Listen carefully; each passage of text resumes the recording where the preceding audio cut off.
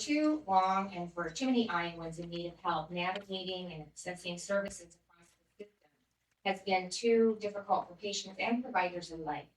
Currently, Iowa has 13 mental health and disability service regions that are primarily focused on mental health and 19 separate service areas for substance use treatment that are kind of disconnected from each other. And we lack clear access points for Iowans with disabilities.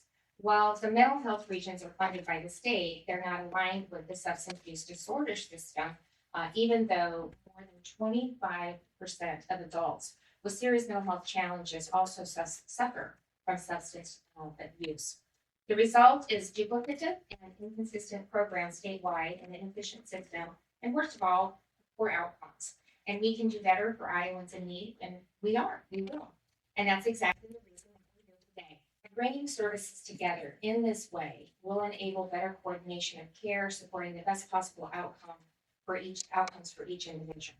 It's what every Iowa deserves, and it's what we intend to deliver. Each district will be required to provide a standard set of core services, ensuring consistent care system-wide.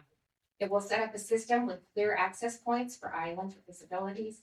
And finally, the Iowa Department of Health and Human Services, under the exceptional leadership of Director Garcia, will define district boundaries and required services, implement performance metrics, and provide the necessary oversight of the system.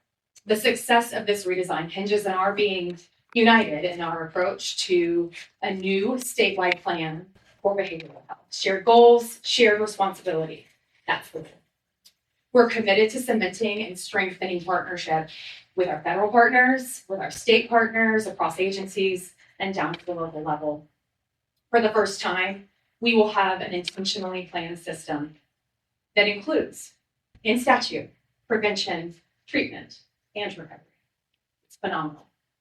One aspect of this bill that has received a little bit less attention, but is no smaller in importance, is the decoupling of our disability services and the build of a new framework for individuals with disabilities. That oversight and work will now come to our agency, as we are a lifespan agency. It will be headed in our division of Aging and Disability Services.